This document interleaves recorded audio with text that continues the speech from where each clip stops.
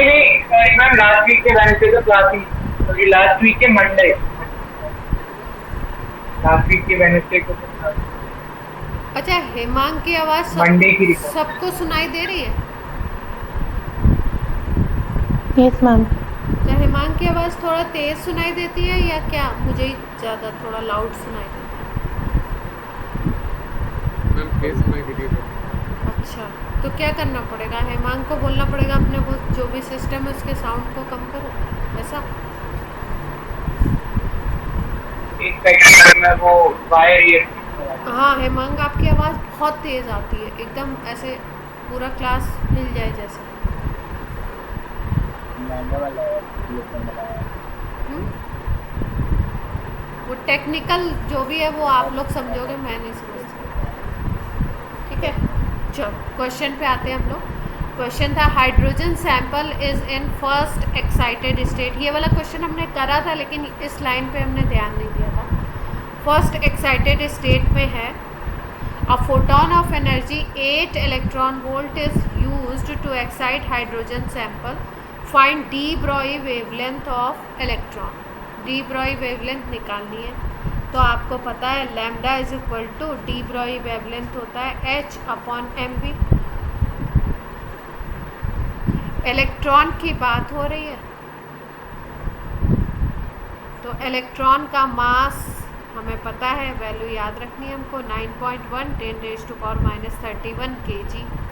m की value पता है, h प्लैंक कांस्टेंट 6.67 10⁻34, ये भी m के s में है।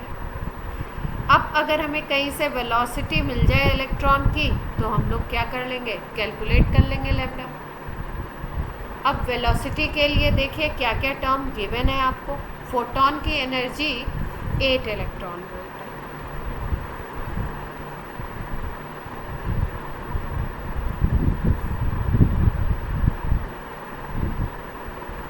है, एट ईवी है। लेकिन हाइड्रोजन सैंपल में जो इलेक्ट्रॉन है वो कहाँ पे, फर्स्ट एक्साइटेड स्टेट पे। ठीक है, इलेक्ट्रॉन कहाँ पे, फर्स्ट एक्साइटेड स्टेट। तो पहले हम लोग बात समझ लेते हैं कि इस क्वेश्चन में ये एक्साइटेड स्टेट वर्ड जो यूज़ किया गया है इसका मतलब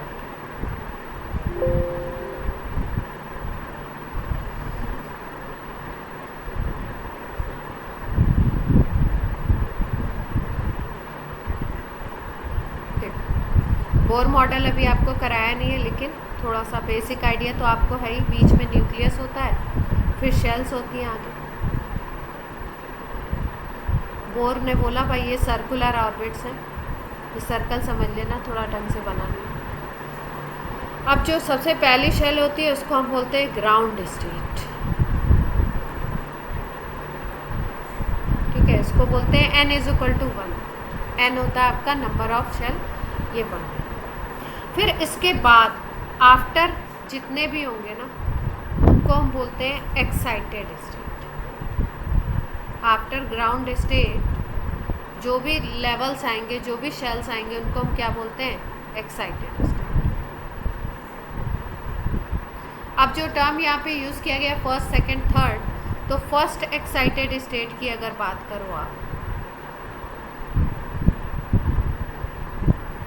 तो फर्स्ट एक्साइटेड स्टेट ये वाला, ये अगर आपका ग्राउंड है तो ये क्या हो जाएगा, फर्स्ट एक्साइटेड स्टेट आ जाएगा। ये वाली शेल नंबर n = 1 था तो फर्स्ट एक्साइटेड स्टेट की अगर बात बोलो तो n = कितना आ जाएगा, 2, शेल नंबर 2। इसका मतलब ये फर्स्ट एक्साइटेड स्टेट है तो शेल नंबर 2 है, और आगे बढ़ते जाएंगे अगर सेकेंड एक्साइटेड स्टेट बोल रहे हैं तो ये n = क्या आ जाएगा, 3। थर्ड बोलोगे तो n = क्या आ जाएगा, ऐसे आगे बढ़ते जाएंगे। इतनी बात क्लियर है?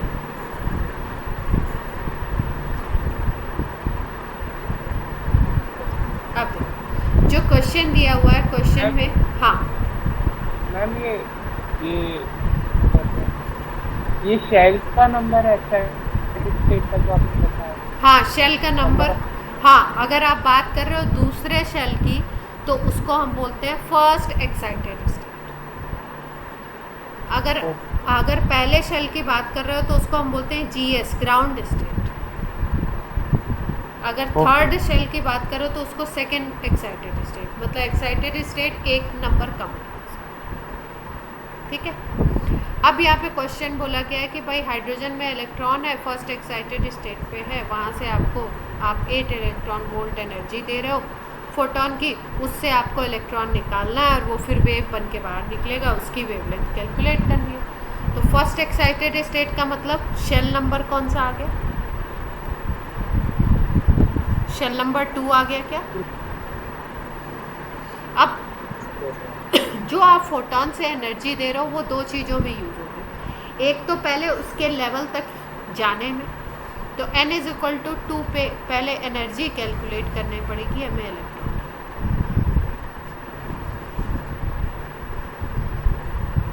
ये 8 इलेक्ट्रॉन वोल्ट जो हम दे रहे हैं, ये 8 इलेक्ट्रॉन वोल्ट जो फोटोन के थ्रू आप दे रहे हो, ये दो जगह पे काम आएगी। कहाँ पे काम आएगी? एक तो जो इलेक्ट्रॉन निकलेगा उस पर कितनी काइनेटिक एनर्जी होगी वो डिसाइड करेगी, और दूसरा ये उसके एनर्जी लेवल तक पहुँचे, कंज्यूम। तो 8 इलेक्ट्रॉन वोल्ट को कैसे कैसे डिवाइड करना है? एक तो एनर्जी लेवल तक कंज्यूम होने में, दूसरा काइनेटिक एनर्जी बनाएगा इलेक्ट्रॉन।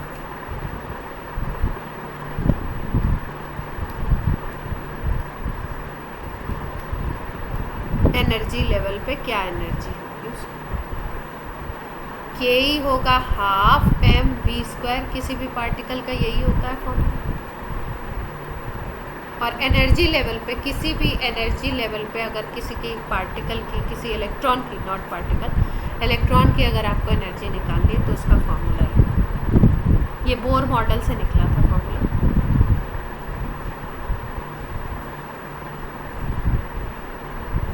ये एनर्जी का फॉर्मूला, एनर्जी हमको अलग से निकालना। ये आती है energy electron volt, -13.6 multiplied by Z² by n²। यहाँ पे Z और n क्या है? Z है एटॉमिक नंबर, जो भी एटम होगा उसका एटॉमिक नंबर, और n है उसका शेल, या इसी को हम बोलते हैं ऑर्बिट नंबर या एनर्जी लेवल।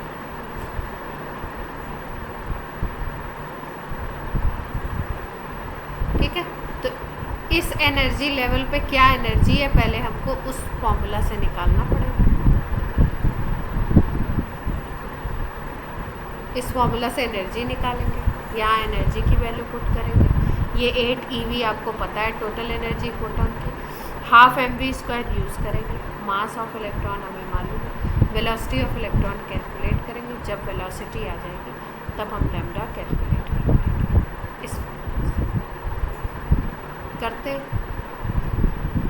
एनर्जी निकालते हैं, पहले ये वाली वैल्यू निकालते हैं। अब कौन से लेवल पे है इलेक्ट्रॉन? n = 2 पे है ना इलेक्ट्रॉन, फर्स्ट एक्साइटेड स्टेट में n = 2 है, तो यहाँ पे E2 लिखा। हाइड्रोजन एटम की बात हो रही है, हाइड्रोजन का एटॉमिक नंबर कितना होता है?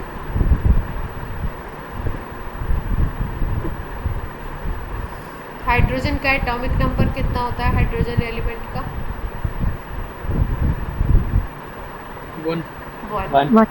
1 का स्क्वायर लगा दिया, और शेल नंबर 2 है तो 2 का स्क्वायर होगा, तो ये वैल्यू कितनी आ जाएगी? ये 3.4 आएगी क्या अप्रॉक्सीमेट? देखो 3.4 इलेक्ट्रॉन वोल्ट आ गए। अब ये एनर्जी की वैल्यू आ गई इसके, अब निकालते हैं ये हाफ mv²।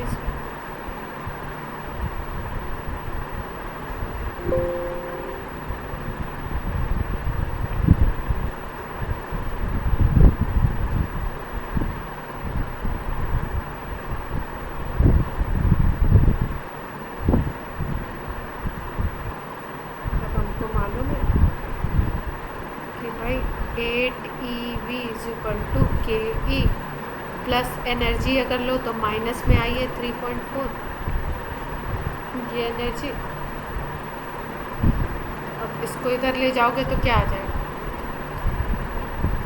अच्छा, ये जो एनर्जी का साइन है ना, ये माइनस जो साइन है ये डिनोट करता है, देखो ये साइन डिनोट करता है कि एनर्जी,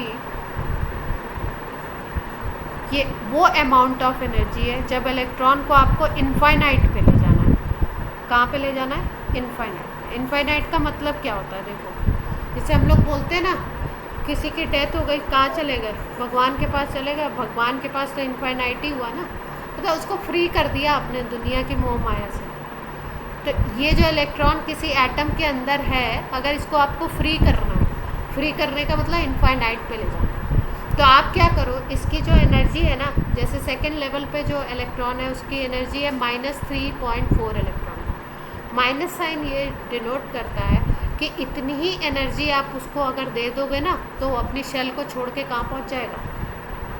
इनफाइनाइट पे। क्यों? इनफाइनाइट पे किसी भी सब्सटेंस की एनर्जी जाके क्या हो जाती है? ज़ीरो। तो अगर इसकी एनर्जी को ज़ीरो करना है इस इलेक्ट्रॉन को, तो +3.4 दे दोगे तो क्या हो जाएगा उसका एनर्जी? ज़ीरो हो जाएगी। क्लियर है इतनी बात? Yes ma'am.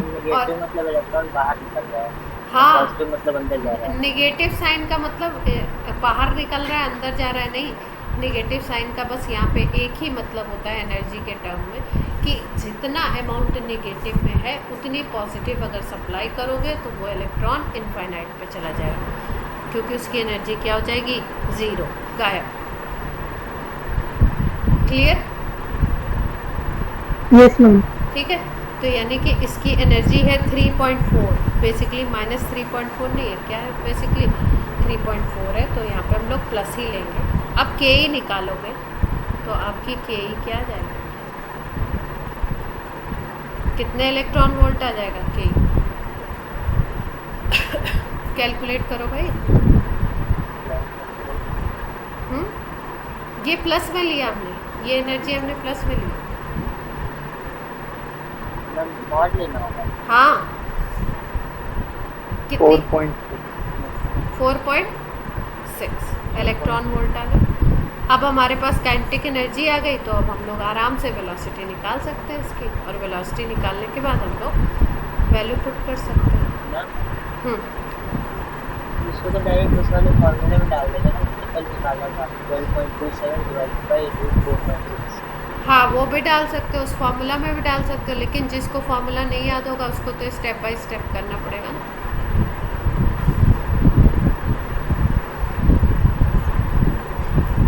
ये 4.6 इलेक्ट्रॉन वोल्ट है। आपको बताया था अगर इलेक्ट्रॉन वोल्ट को जूल में कन्वर्ट करना हो तो किससे मल्टीप्लाई करते हैं? इलेक्ट्रॉन के चार्ज। ये कन्वर्ट हो गई वैल्यू जूल में। ये है 12m v²। अब v² आपको निकालना है तो क्या करोगे?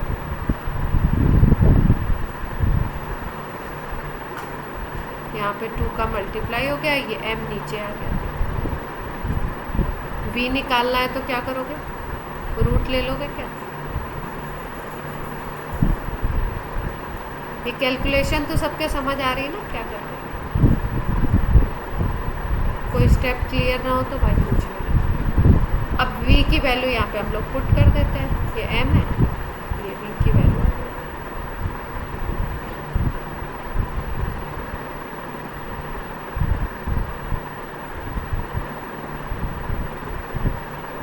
यहाँ पे नीचे √m आ रखा है, तो m को आप √m मल्टीप्लाइड बाई √m भी लिख सकते हो ना। m को, इस m को हम √m मल्टीप्लाइड बाई √m जब लिखेंगे तो नीचे वाला √m तो हो जाएगा, ये रह जाएगा।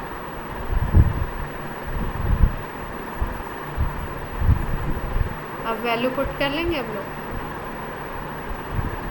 h की वैल्यू पहले ही मैंने बता दिया आपको, और m की value mass of electron value रख के आराम से निकाल। किस में आ जाएगी? डी ब्रॉय वेवलेंथ, सब कुछ MKS में लिया, इसलिए वेवलेंथ भी किस में आएगी? मीटर में।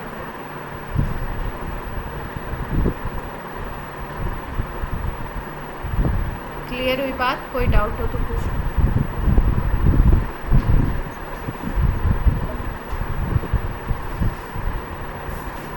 एक और क्वेश्चन दिया था ना हमको।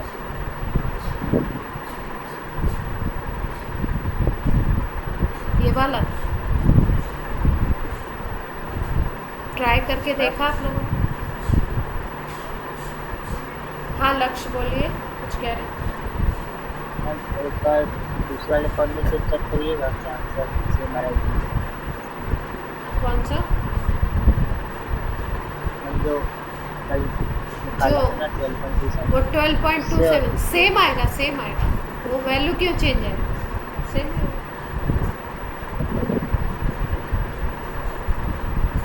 जब सारी वैल्यूज एग्जैक्ट रखी है तो गलत आने का तो कोई सेंस ही नहीं बनता। मैम उस फॉर्म में एक चीज़ पता चली थी कि रूट में जो हम लोग वोल्ट्स ले रहे हैं ना उसका इलेक्ट्रॉन वोल्ट में लेता है। अच्छा ठीक है, तो उससे भी कोई फर्क पड़ेगा नहीं। ठीक है, इलेक्ट्रॉन वोल्ट में ले रहे हो तो नहीं, वो इलेक्ट्रॉन वोल्ट में नहीं लोगे, फिर आपकी यूनिट गलत आएगी। मैम इस फॉर्म में आ जाएगा ना आंसर। नहीं,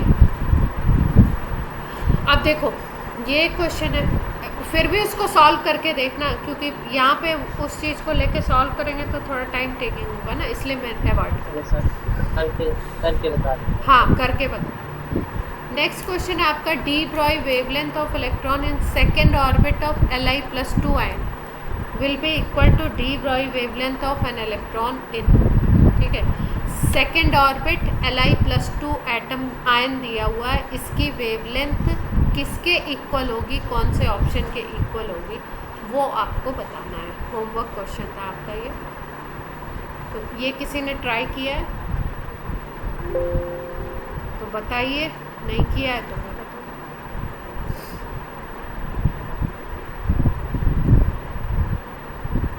ट्राई किया है क्या?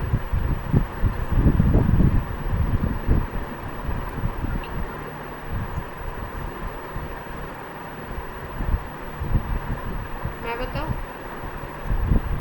शाबाश, चलो मैं ही बताती हूँ। वो मैंने लास्ट वाला कर दिया था।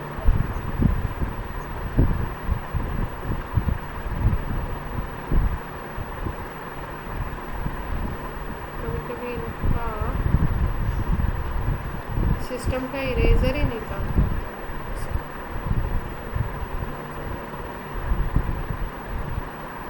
इसको इरेज करना चाहती हूँ क्या? चलो छोड़ देते हैं इसको। डी ब्रॉय वेवलेंथ को आपको चेक करना है कौन सी किसके इक्वल होगी। तो देखो लैम्डा की वैल्यू अपने को पता थी, Planck constant divided by mass into velocity, यही बात हो रही थी। ठीक है, अब देखो आपको एक चीज़ मैंने बताई थी लास्ट टाइम पे कि अगर कभी भी कंपैरिजन वाले क्वेश्चन हो या आपके इस तरीके के क्वेश्चन हो जिसमें कि आपको रेशियो निकालना हो, तो आप क्या करते हो, कांस्टेंट चीज़ों को हटा करके प्रोपोर्शनलिटी लगा देते हो। ठीक है, अब इलेक्ट्रॉन की बात हो रही है तो Li+2 में भी इलेक्ट्रॉन की बात हो रही है, और जो क्वेश्चंस दिए हुए हैं, ये ऑप्शंस दिए हुए हैं, इसमें भी इलेक्ट्रॉन की बात हो रही है। तो इसका मतलब अगर पार्टिकल सेम है, इलेक्ट्रॉन की बात हो रही है, पार्टिकल सेम है, तो मास भी क्या होगा, सेम रहेगा, चाहे Li+2 के ले लो या इन सब एटम्स के ले लो। भाई इलेक्ट्रॉन का मास तो सबके लिए सेम ही होता है, सबके इलेक्ट्रॉन सेम होते हैं, तभी तो फंडामेंटल पार्टिकल बोलते हैं इसको, इलेक्ट्रॉन। इतनी बात क्लियर है। H आपका प्लैंक कांस्टेंट है, तो इसकी वैल्यू भी चेंज नहीं होगी, तो ये भी कांस्टेंट होगा।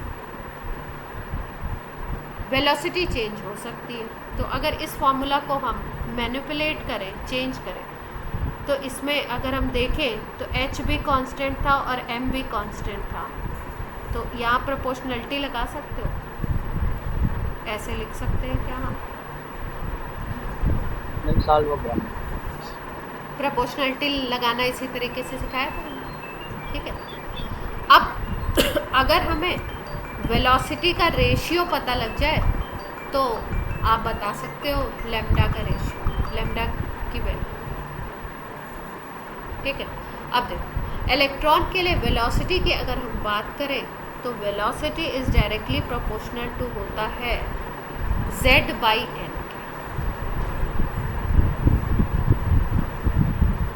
मतलब वेलोसिटी की अगर प्रोपोर्शनलिटी देखो तो ये एटॉमिक नंबर और शेल नंबर के रेशियो के डायरेक्टली प्रोपोर्शनल। ठीक है, अब इसी को velocity is directly proportional to z by n, तो अगर वेलोसिटी z बाई n है तो 1 बाई v क्या होगा? भाई v है z बाई n, तो अगर 1 बाई v लोगे तो n बाई z आ जाएगा। इतनी बात सबको क्लियर है? तो इसका मतलब क्या है? इसको यूज़ करके हम लोग ये भी तो लिख सकते हैं lambda is equal to lambda is directly proportional to n by z। अगर दो एटम्स के लिए कंपेयर करना है, दो आयंस के लिए कंपेयर करना है लैम्डा को, तो हम लोग इसको कंपेयर कर सकते हैं n बाई z रेशियो से। ठीक है, अब क्वेश्चन में क्या दिया हुआ है? Second orbit of Li plus 2 ion. Li के लिए अगर देखो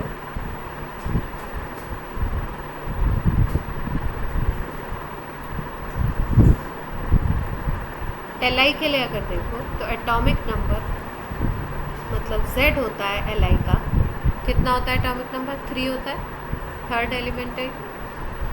और सेकेंड ऑर्बिट की बात हो रही है, इसका मतलब n इज इक्वल टू क्या होगा? 2। तो अगर Li के लिए ये रेशियो निकालो तुम, ये वाला, इसको तुम लिख दो लैम्डा Li प्लस 2।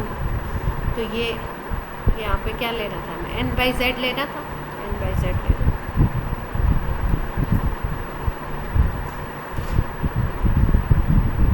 ये रेशियो क्या आ जाएगा? 2 बाई 3 आ जाएगा क्या? इतनी बात सबको क्लियर है? अब ये जो Li का रेशियो है, यही रेशियो किस ऑप्शन में है वही पूछा गया आपसे। देखो, will be equal to de Broglie wavelength of electron. तो सबके लिए देख लो, जैसे फर्स्ट ऑप्शन एक एक को चेक करते हैं। फर्स्ट ऑप्शन को अगर देखो तो फर्स्ट ऑप्शन में क्या गिवन है? n is equal to 3 for hydrogen atom. Hydrogen के लिए एटॉमिक नंबर होता है 1। हाइड्रोजन के लिए दिया हुआ है n इज इक्वल टू 3। तो आपको क्या निकालना है? n बाई z ही तो निकालना है। तो लैम्डा h आ जाएगा। n आपका 3 है और z कितना है? 1 है। तो यहाँ पे रेशियो क्या आ गया? 3:1, 3 बाई 1 है। तो ये तो सेम नहीं है। सेकेंड ऑप्शन देखें, इसी तरीके से एक एक को चेक करें। n इज इक्वल टू 4 और ये है आपका कार्बन। कार्बन का है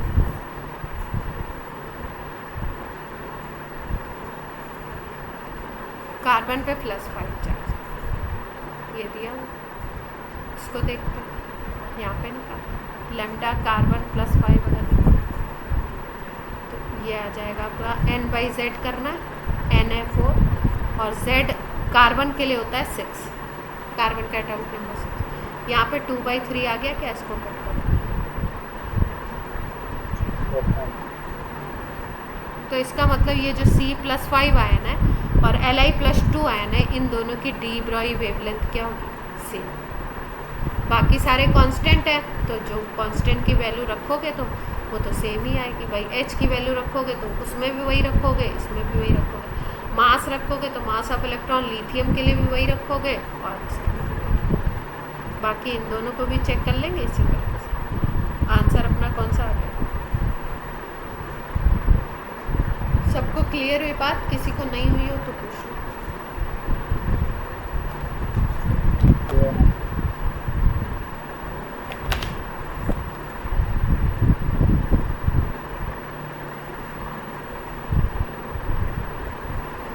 और कोई क्वेश्चन दिया था?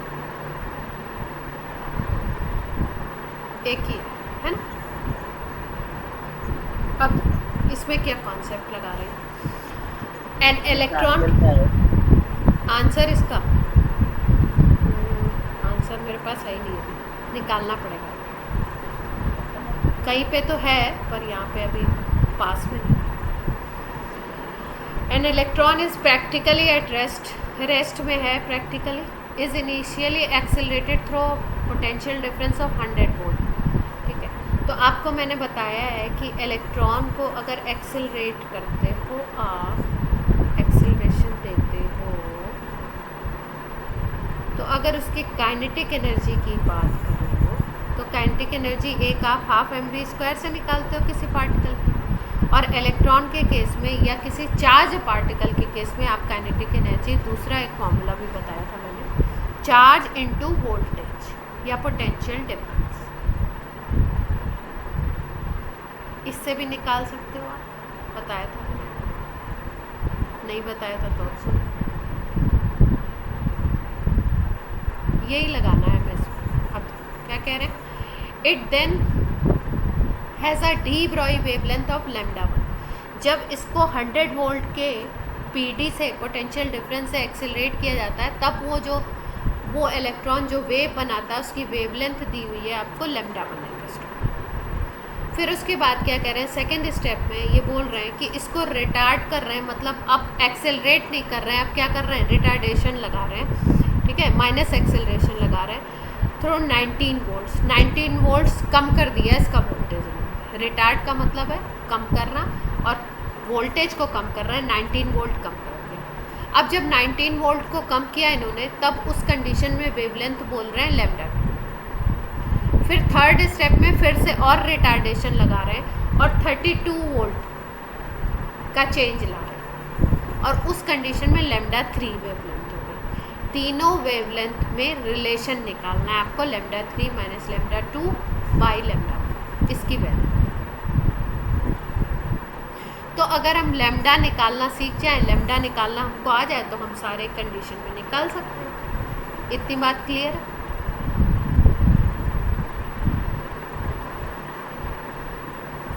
Yes sir. ठीक है, अब इलेक्ट्रॉन की बात हो रही, तो इलेक्ट्रॉन का चार्ज तो ई होगा, और यहाँ पे हम लगाएंगे क्या, वोल्टेज। तो यहाँ से आ जाएगी हमारी काइनेटिक एनर्जी ऑफ इलेक्ट्रॉन, तीनों कंडीशन। और लैम्डा से हमें रिलेशन पता है, कौन सा रिलेशन यूज़ करना है, lambda is equal to h/mv, ये हमें पता था, या इसको हम h/p भी लिख सकते हैं, मोमेंटम, और p को हमने क्या लिखा था, √2m into k, kinetic energy. ये रिलेशन हमने लास्ट टू लास्ट क्लास में निकाला था, लेकिन इसको आप याद भी रखो, क्योंकि वहाँ पे निकालोगे नहीं, टाइम नहीं होता। ठीक है, तो लैम्डा और मोमेंटम में ये रिलेशन होता है, lambda is equal to h/p, और लैम्डा और काइनेटिक एनर्जी में रिलेशन ये होता है, lambda is equal to h/√2m into k, kinetic energy. अब देखो, अब तीनों केसेस में λ1, λ2, λ3 दिया हुआ है। अगर काइनेटिक एनर्जी तीनों केसेस की हम निकाल लें, तो यहाँ पे वैल्यू पुट करके हम λ1, λ2, λ3 निकाल सकते हैं क्या?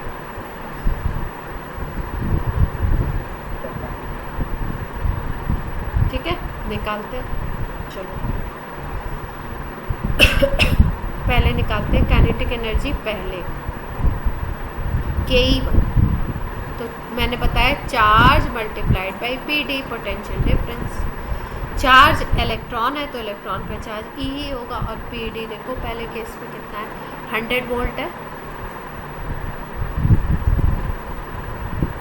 तो Ke1 क्या आ गया, Ke2 देखो, चार्ज इंटू पीडी, चार्ज तो वही है, इलेक्ट्रॉन है, और पीडी क्या हो जाएगा, देखो पहले पोटेंशियल डिफरेंस था 100 वोल्ट का, अब इन्होंने क्या कर दिया, 19 वोल्ट रिटार्ड कर दिया, मतलब 19 वोल्ट कम कर दिया। तो अब नया पोटेंशियल डिफरेंस क्या हो जाएगा,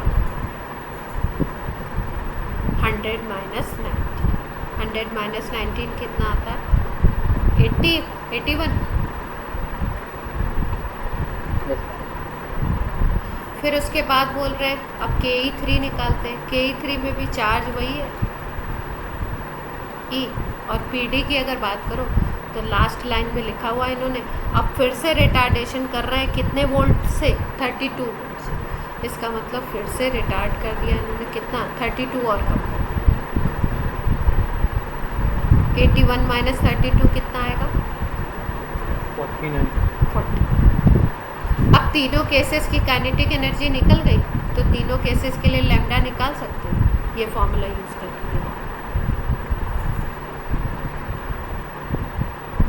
ये यूज़ निकाले।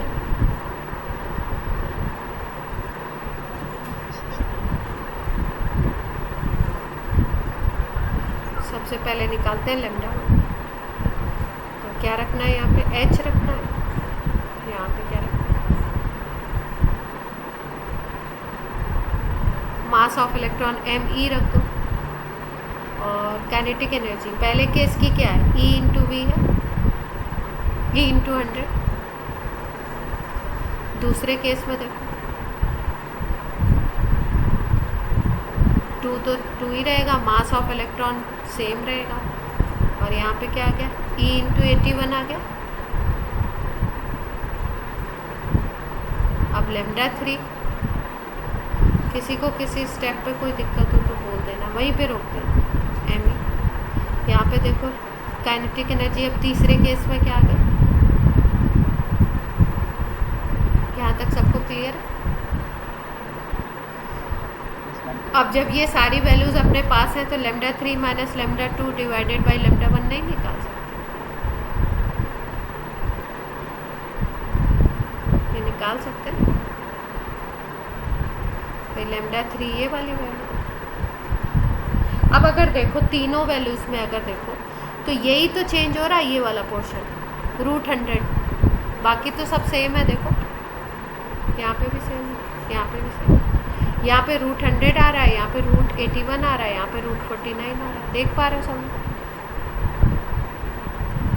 तो जब आप ऊपर माइनस करोगे तो ऊपर में भी ये वैल्यू कॉमन आएगी और नीचे तो ये होगी ही होगी, तो ये वैल्यू कट जाएगी ऐसे, h/√2 me इंटू ई, ये ऊपर भी आ जाएगा कॉमन।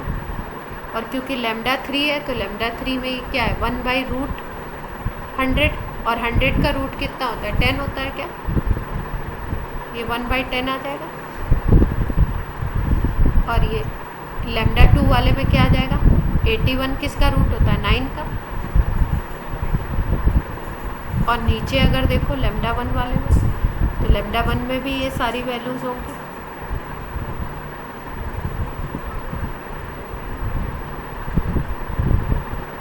और यहाँ पे क्या है नीचे लोअर साइड 1/49 है, तो 1/49 7 का हो जाएगा।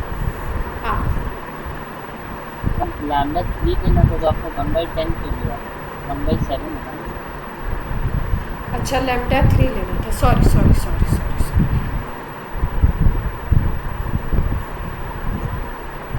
3 था तो यहाँ पे 1/7, यहाँ पे 1/7 आएगा और यहाँ पे 1,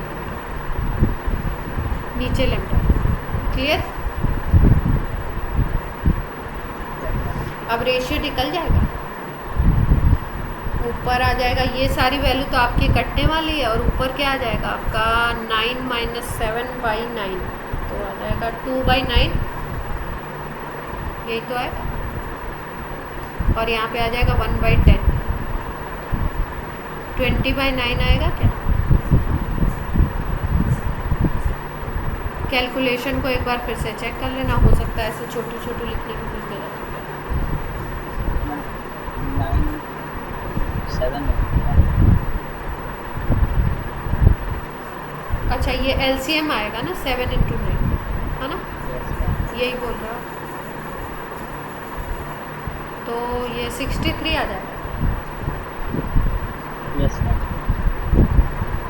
20/60। सबको क्लियर है ये बात?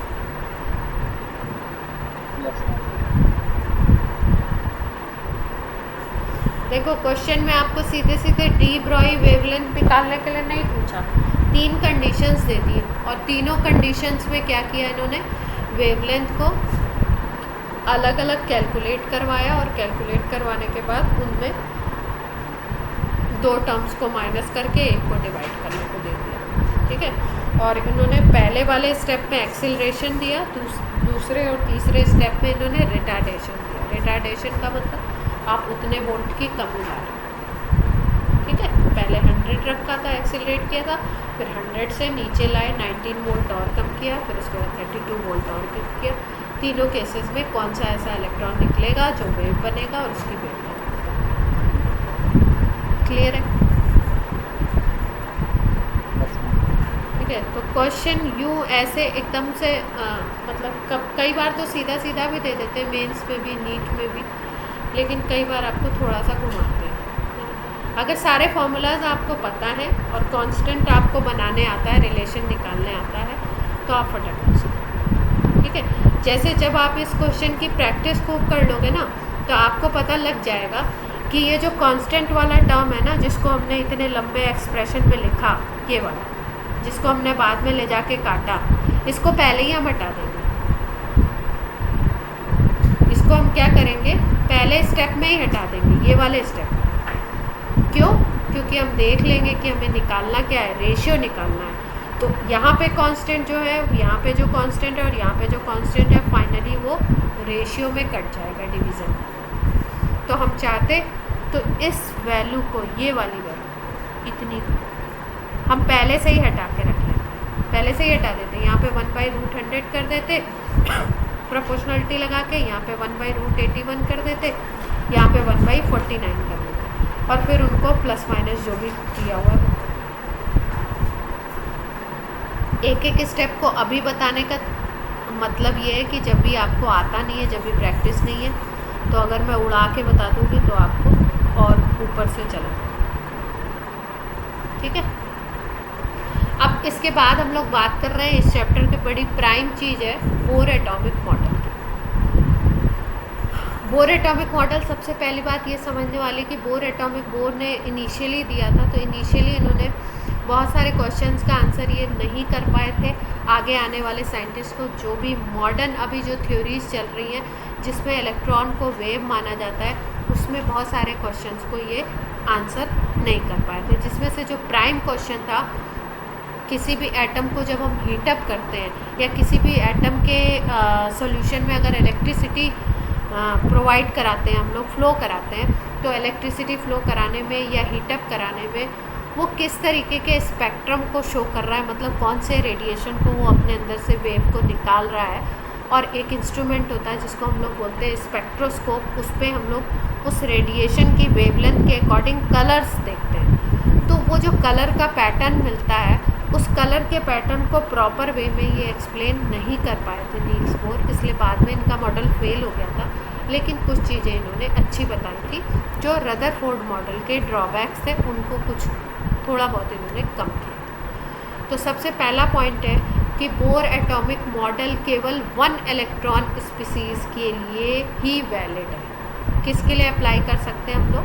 न्यूमेरिकल लगाने में तो हम लोग बहुत इलेक्ट्रॉन स्पीसीज़ को यूज़ कर लेते हैं, लेकिन बेसिकली 1 इलेक्ट्रॉन स्पीसीज़ के लिए है। मतलब कोई भी ऐसा सिस्टम जिसमें एक इलेक्ट्रॉन हो, जैसे देखो यहाँ पे लिखा हुआ hydrogen He+, Li+2, Be+3। Hydrogen का एटॉमिक नंबर होता है 1, तो ये 1 इलेक्ट्रॉन स्पीसीज़ हो गई। हीलियम का इलेक्ट्रॉनिक नंबर होता है, एटॉमिक नंबर होता है 2, ठीक है।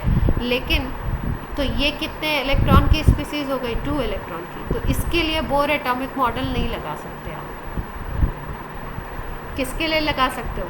अगर इसमें से एक इलेक्ट्रॉन को आप निकाल दो, जब भी किसी में से एक इलेक्ट्रॉन को निकालते हैं तो उसके ऊपर पॉजिटिव चार्ज आ जाता है, तो He+ बन जाएगा। अब इसमें कितने इलेक्ट्रॉन बचे? 1 इलेक्ट्रॉन। अब इसके लिए बोर एटॉमिक मॉडल लगा सकते हैं, ठीक है। मतलब इन्होंने जितने भी फॉर्मूलाज को यूज़ किया है वो केवल 1 इलेक्ट्रॉन सिस्टम के लिए ही वैलिड है। जैसे Li है, तो Li का एटॉमिक नंबर होता है 3, मतलब इसमें 3 इलेक्ट्रॉन सिस्टम है, तो इसके लिए नहीं लगा सकते आप। लेकिन आप किसके लिए लगा सकते हो? Li+2 के लिए लगा सकते हो। क्यों? +2 का मतलब 2 इलेक्ट्रॉन निकाल दो तो 1 ही तो बचेगा। पहला पॉइंट क्लियर हुआ? Yes ma'am. उसके बाद देखो, जब हम लोगों ने रदरफोर्ड मॉडल पढ़ा था, तो रदरफोर्ड मॉडल की जो ड्रॉबैक था वो क्या था?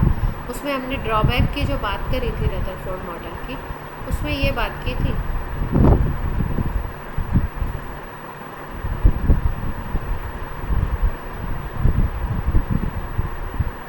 रदरफोर्ड का जो मॉडल था उसमें क्या बात की गई थी कि इसको प्लैनेटरी मॉडल भी कहते हैं।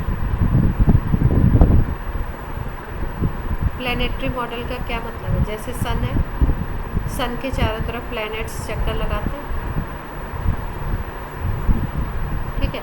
वैसे ही रदरफोर्ड के मॉडल के अकॉर्डिंग क्या था कि छोटू सा बहुत छोटा न्यूक्लियस होता है, बीच में पॉजिटिव पार्ट होता है और इसके चारों तरफ शेल्स होते हैं, उसमें इलेक्ट्रॉन चक्कर लगते हैं। ये बोला था।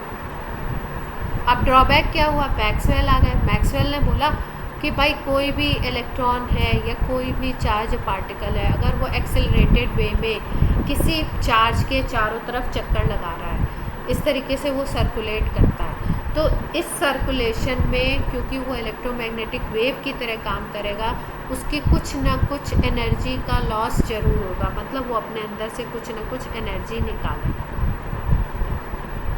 रेडिएशन के फॉर्म में, वेव के फॉर्म में बाहर निकलेगी एनर्जी। और ये एनर्जी अगर वो आउट कर रहा है कुछ ना कुछ, तो जैसे जैसे एनर्जी उसकी कम होती जाएगी, उसका शेल छोटा होता जाएगा, जो उसका ऑर्बिट है वो छोटा होता जाएगा। छोटा होते होते होते होते क्या होगा, एक टाइम ऐसा आएगा कि वो यहाँ पे आके न्यूक्लियस पे गिर जाएगा, और न्यूक्लियस पे अगर इलेक्ट्रॉन गिर गया तो मतलब क्या है, एटम ख़त्म, एटम डिस्ट्रॉय हो गया। लेकिन ऐसा कॉन्सेप्ट होता तो है नहीं, एटम तो एग्जिस्ट करता है दुनिया में। अब इसका आंसर रदरफोर्ड से पूछा गया तो उन्होंने बताया नहीं। मैक्सवेल ने पूछा कि भाई ऐसा ऐसा है, अगर इलेक्ट्रॉन को तुम घुमा रहे हो, ऐसा बोल रहे हो, तो ऐसा होना चाहिए, तो ऐसा तो हो नहीं रहा, बताओ। तो उन्होंने बताया। तो इसके उस पर आया किसका मॉडल, नील्स बोर आया। नील्स बोर ने मॉडल दिया अपना। नील्स बोर ने क्या बोला कि भाई जितने भी इसके चारों तरफ बहुत सारे सर्कुलर पाथ्स होते हैं न्यूक्लियस के चारों तरफ, लेकिन वो केवल उन्हीं पाथ्स पे मूव करता है जिसमें वो एनर्जी को रेडिएट नहीं करता, और अगर रेडिएट करेगा भी ना तो वो एक पर्टिकुलर अमाउंट करता है, ठीक है। और ऐसे जो पाथ्स होते हैं उनको हमने बोला ऑर्बिट्स या स्टेशनरी ऑर्बिट्स। अगर इसमें मान लो ये वाले में फोर्थ में वो चक्कर लगा रहा है, ठीक है, तो वो क्या करेगा, फोर्थ में ही चक्कर लगाता रहेगा। यहाँ से वो कोई भी ऐसा नहीं कि 1 जूल एमिट कर दिया, 2 जूल एमिट कर दिया, 1 इलेक्ट्रॉन एमिट कर दिया, नहीं, इस तरीके से वो एनर्जी को एमिट नहीं करेगा। वो जिसमें भी चक्कर लगा रहा है उसमें उसकी एनर्जी फिक्स रहेगी, इसीलिए इस ऑर्बिट को बोला गया स्टेशनरी ऑर्बिट। इतनी बात क्लियर है?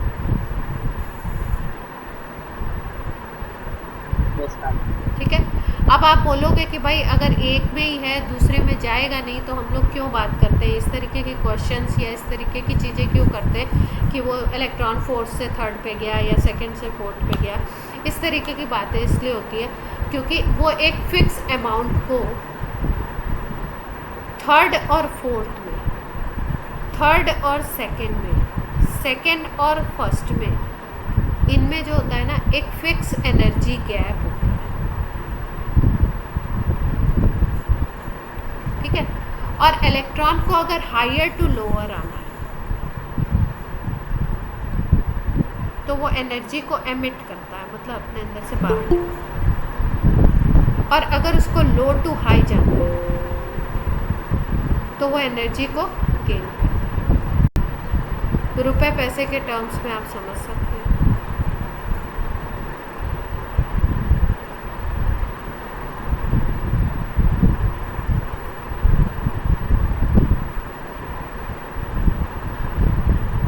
भाई बोलते हैं भाई आप ज़्यादा पैसे वाले हो, आपको कम पैसे वाले बनना है, तो आप क्या करोगे? भाई आपके पास 100 रुपीज़ है, अब आपको अपना स्टेटस बनाना है 20 रुपीज़ वाला, तो क्या करो, 80 रुपीज़ किसी और को दे दो, तभी तो आओगे उस स्टेटस। तो जब भी उसके पास हाई लेवल पे है वो, उसको लो पे जाना है तो एनर्जी को एमिट कर देगा, और अगर वो लो लेवल पे है और उसको हाई पे जाना है तो एनर्जी क्या करेगा, एब्जॉर्ब करेगा। इतनी मोटी मोटी बात सबको समझ आ गई?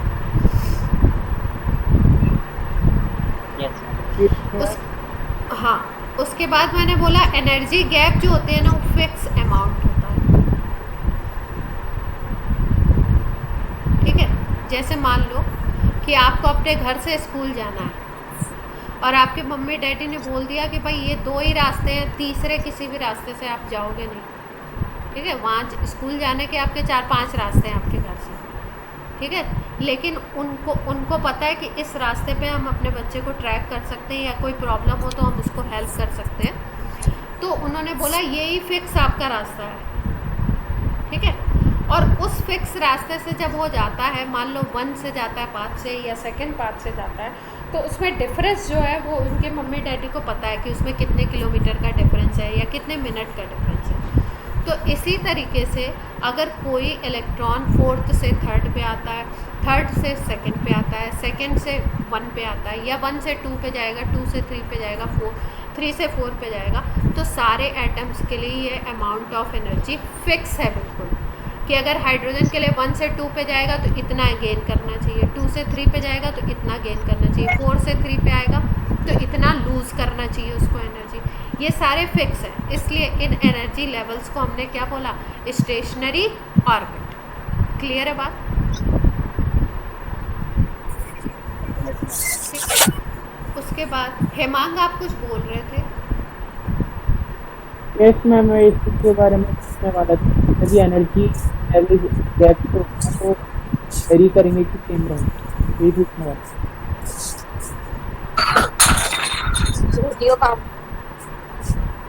किसी को बात समझ आई? मुझे नहीं समझ आई।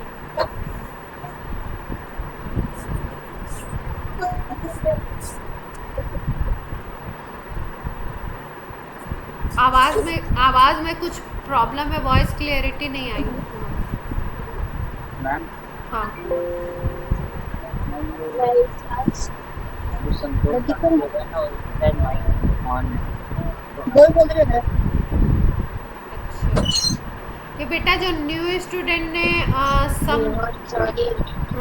मीना आपने माइक ऑन कर रखा है और अपनी क्लास 1 o'clock स्टार्ट हो जाती है, आप इतना लेट क्यों ज्वाइन कर रहे हैं? आपको राइट टाइम नहीं मालूम था?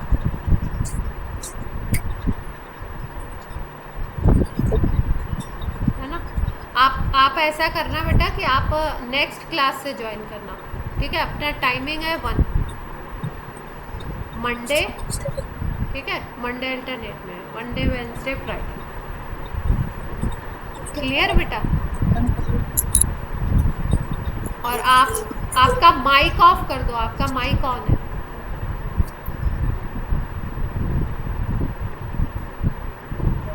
मैम। मैम। हाँ बोलो बोलो, कौन बात कर रहा है? मैम आप कुछ नहीं हो गया। लक्ष्य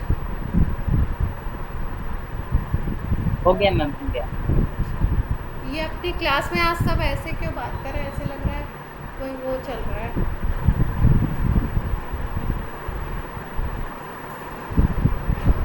चलो बाद में बताऊंगी कभी क्या चल रहा है।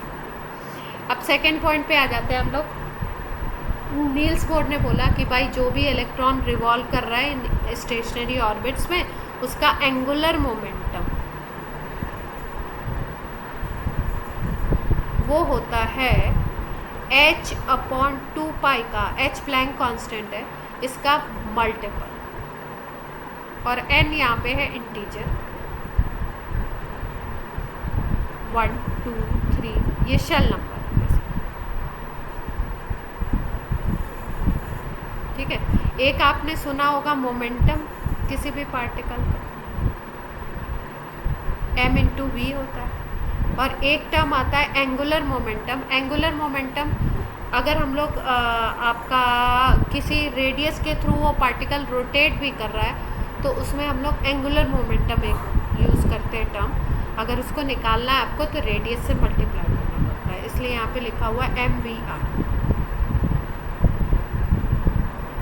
ये बोला किसने? नील्स बोर ने बोला। सपोज अगर वो फर्स्ट ऑर्बिट में है, पहले शेल में है, तो उसका एंगुलर मोमेंटम क्या होगा? अगर हम बात करते हैं फर्स्ट ऑर्बिट की,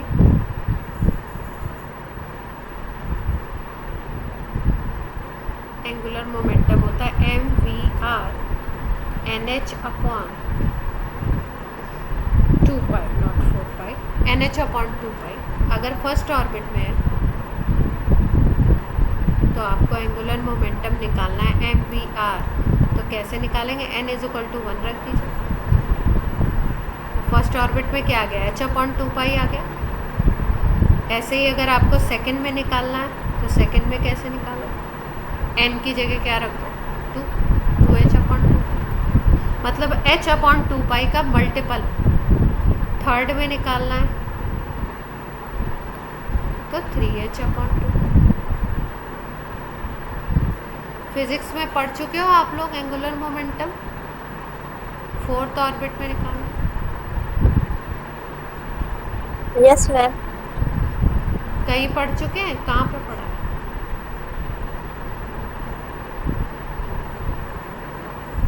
इस तरीके से क्लियर? तो ये सारी बताई नील्स बोर ने। लेकिन एक टॉपिक था स्पेक्ट्रम, एनर्जी एमिट होती है, एनर्जी एब्जॉर्ब होती है, हाई टू लो जाओगे तो एमिट करोगे, लो टू हाई जाओगे तो एब्जॉर्ब करोगे, और कई सारे फार्मूलाज इन्होंने बताया। फार्मूला के बारे में हम लोग डिस्कस करेंगे। इसमें न्यूमेरिकल्स बहुत सारे आते हैं। फार्मूला में हम लोग डेरिवेशन नहीं कर रहे हैं। जैसे ये रेडियस का फार्मूला निकाला गया तो इसका हम डेरिवेशन नहीं कर रहे हैं, क्योंकि डेरिवेशन हमारे किसी काम का नहीं है। ना तो 12th में पूछा जाता है और ना ही केमिस्ट्री में डेरिवेशन आते हैं। डेरिवेशन आते हैं आपके फिजिक्स में, ठीक है? तो वो जो चीज़ें अपने काम की नहीं है उनमें हम नहीं जाएंगे। लंबे प्रोसेस के थ्रू डेरिवेशन निकाले जाते हैं। हमें तो फॉर्मूला और कैसे न्यूमेरिकल्स आते हैं, कैसे क्वेश्चन आते हैं, क्या थ्योरेटिकल क्वेश्चन आ सकता है, उस पर हम बात करेंगे, ठीक है? तो नेक्स्ट रन पे हम लोग बोर मॉडल में जितने फॉर्मुलेशन किए थे उन्होंने वो बात करेंगे, उस पर न्यूमेरिकल्स करेंगे, और हम लोग करेंगे ड्रॉबैक्स, क्या क्या कमियां रह गई। फिर अगले टर्न पे जो कमी थी वो कैसे दूर की गई वो। तो आज की क्लास ऑफ करें।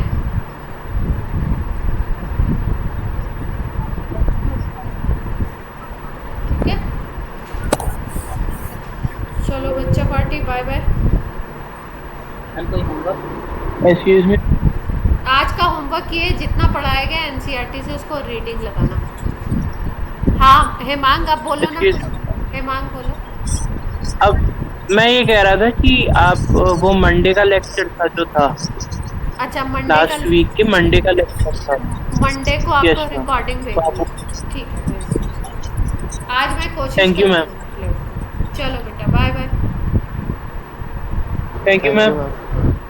Thank you ma'am. Thank you ma'am.